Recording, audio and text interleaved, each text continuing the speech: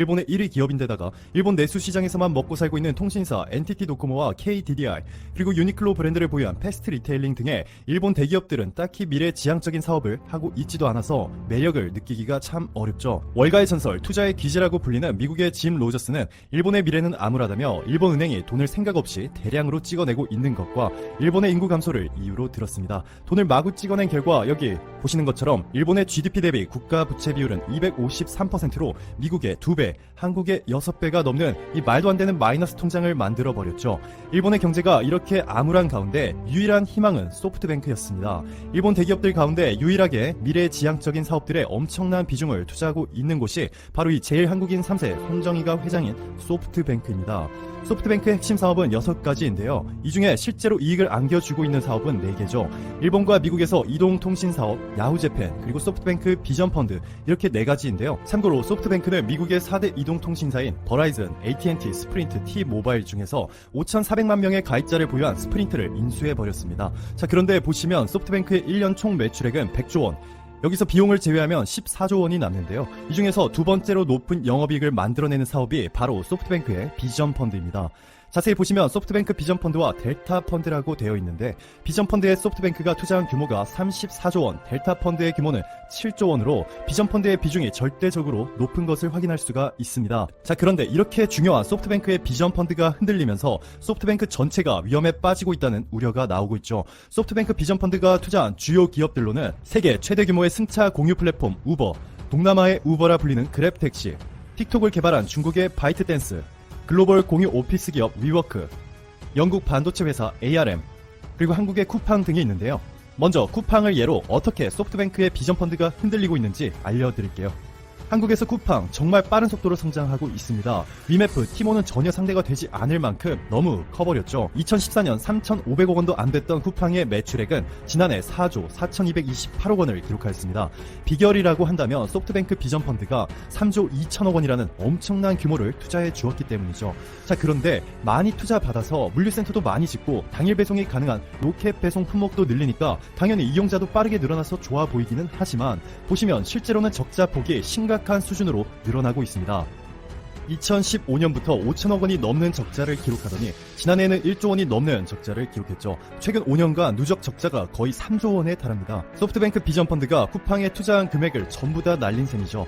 문제는 쿠팡이 우리가 흔히 볼 수 있는 이 주식시장에 상장이 안 되어 있어서 일반 투자자들은 쿠팡에 투자를 할 수가 없습니다. 최대한 많은 사람들이 쿠팡의 주식을 사고 팔아야 객관적인 쿠팡의 기업 가치가 매겨질 텐데 일반인들이 쉽게 주식을 매매할 수 없는 이 비상장 회사이기 때문에 쿠팡이라는 회사를 정확한 가치로 평가하기가 어려운 상황이죠. 소프트뱅크 비전펀드는 쿠팡에 처음 투자했을 당시에 쿠팡의 가치를 6조 원으로 평가했습니다. 그런데 이후 해마다 5천억 원이 넘는 적자를 기록하자 6조에서 4조 2천억 원으로 기업 가치를 하향 조정했죠.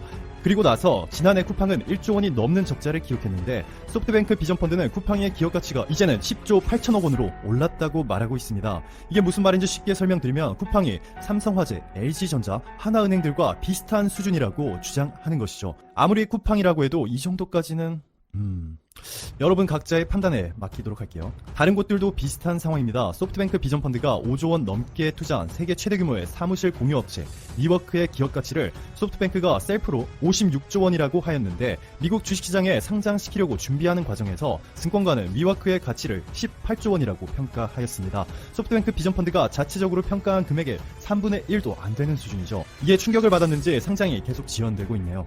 소프트뱅크 비전펀드가 가장 많이 투자한 우버도 마찬가지입니다. 우버는 미국의 뉴욕 증권거래소에 상장되어 있기 때문에 4만 원만 가지고 있어도 누구나 우버 주식을 직접 사고 팔 수가 있죠. 처음에는 우버의 기업 가치를 92조 원으로 평가하였는데 뉴욕 증권거래소에 상장시키고 나니까 현재 26% 폭락한 69조 원으로 하락하였습니다. 우버 실적을 보시면 지난해까지 매출액과 순이익이 동시에 증가하면서 대박 날 것 같았죠. 그런데 올해 2분기, 그러니까 4월부터 6월까지 3개월 만에 6조 2천억 원이라는 사상 최대 규모의 적자를 기록하였습니다. 지금으로부터 약 2달 전 400명의 글로벌 우버 직원이 해고되었는데요. IT 매체 테크크런치에 따르면 최근 435명의 우버 직원들이 추가로 해고된 것으로 알려졌습니다. 435명 중에서는 170명이 제품팀 직원들이었고 나머지 265명이 기술팀인 것으로 전해져서 더욱더 충격적이었죠. 자, 이제 토요타 NTT에 이어서 일본 대기업 서열 3위인 일본 최대 규모의 투자회사 소프트뱅크가 얼마나 위기에 처해 있는지 느껴지시나요? 소프트뱅크가 소프트뱅크 비전 펀드를 통해서 우버의 최대 주주가 되었을 때까지는 분위기가 정말 좋았고 손정희 회장의 과감한 추진력에 모두가 박수를 보냈죠. 그러나 소프트뱅크가 비전 펀드에 가장 많은 금액을 투자하고 있는 사우디 국부펀드의 자금력만 믿고 적자를 기록하는 너무 많은 기업들의 무리한 투자를 진행하게 되었던 것이 화근이었습니다. 가장 공들이고 있는 우버는 올해 2분기에만 6조 2천억 원이라는 사상 최대 적자를 기록하였고 두 번째로 많이 투자한 위워크도 합니다. 네. 제가 잘했으면 저도 대기업 하고 있겠죠. 아니, 근데 돈이 이렇게 몇 조씩 있는데 왜 투자를 할까요? 나 같으면 그냥 집에서 잘 먹고 잘 살 것 같은데. 페페TV. 여러분, 소프트뱅크가 지금 무너져가고 있습니다. 아니, 소프트 아이스크림 말고요. 소프트뱅크요. 이 회사는 손정희 회장이 이끄는 일본 기업입니다. 아, 근데 소프트뱅크 우리나라에 안 들어와 있지 않냐고요? 여러분, 쿠팡 아시죠? 로켓 배송. 여기 소프트뱅크에서 엄청난 투자를 해서 사실상 쿠팡도 일본 자본 기업입니다. 근데 손정희면 한국 사람이니까 우리나라 돈 아니냐고요? 그냥 한국계일 뿐이지 사실상 일본 사람입니다. 근데 여기 지금 사정이 매우 어려우시답니다. 쿠팡도 전부터 말 참 많았잖아요. 매년 매출도 계속 오르긴 하는데 엄청난 적자가 천문학적으로 나고 있습니다. 그럼에도 계속 투자를 밑빠진 독에 물붓기식으로 해가지고 언제 망하나 눈여겨보고 있었거든요. 여기 손정희라는 사람은 투자의 달인으로 알려져 있습니다. 근데 이 쿠팡뿐만 아니라 엄청난 악재들이 파도처럼 밀려와 지금 소프트뱅크가 무너져가고 있답니다. 어이구, 내가 손정희 이 사람 저번에 비트코인 투자로 1,400억 날릴 때부터 알아봤어요. 투자의 귀재는 무슨. 전에는 투자 잘했는데 요즘 와서 그런 걸 보니까 방사능이 확실히 무섭긴 한가 봐요. 이름도 그래. 소프트뱅크가 뭐야. 하드뱅크로 짓든가. 그렇게 부드러우니까 다 무너져버리지. 지금부터 소프트뱅크는 어떤 회사고 여기가 왜 무너져가고 무너지면 일본 경제에 어떤 타격이 있을 것인지에 대해 팩트 맛집 팩트 폭격기 페페TV에서 팩트 제대로 털어드리겠습니다. 당신이 구독해야 할 단 하나의 채널 Information Broadcasting 페페TV 팩트 체크. 소프트뱅크는 일본 대기업 중에서 최대 IT 회사 겸 세계적인 투자 회사입니다. NTT와 KDDI와 함께 일본 3대 통신사로 일본 국내에선 유명하지만 해외에서는 IT 기업 겸 투자 회사로 유명합니다. 한국에서는 제일교포 4세 손정희 씨가 창립자 겸 회장이기 때문에 많이 알려져 있습니다. 소프트뱅크 모바일, 야후재팬, 브라이트스타 등 여러 개의 계열사가 있으며 110조 원의 비전 펀드라는 기업 투자 펀드를 사우디 국부펀드, 애플, 퀄컴 등의 합동 투자를 받아 운용하며 우버, 엔비디아, 알리바바, 사이버리즌, 위워크 등 세계 유망 기업에 투자 중입니다. 한국에는 쿠팡에 2015년 1조 원에 이어 2018년 2조 2천억 원을 추가로 투자하였습니다. 근데 이 투자한 회사들이 지금 상황이 안 좋아도 너무 안 좋습니다. 한두 개가 아닌데 굵직한 것들만 팩트로 털어드리겠습니다. 우선 손정희 회장이 이끄는 세계 최대 정보기술 투자 펀드 소프트뱅크 비전 펀드의 투자 운용 방식 우려가 대두되며 1,080억 달러 규모의 2차 펀드 조성이 난항을 겪고 있습니다. 비전 펀드는 미래 트렌드를 주도할 신성장 기업이 승자 기업이 될 때까지 집중 투자하는 펀드입니다. 한마디로 적자가 나도 계속 투자하겠다는 방식입니다.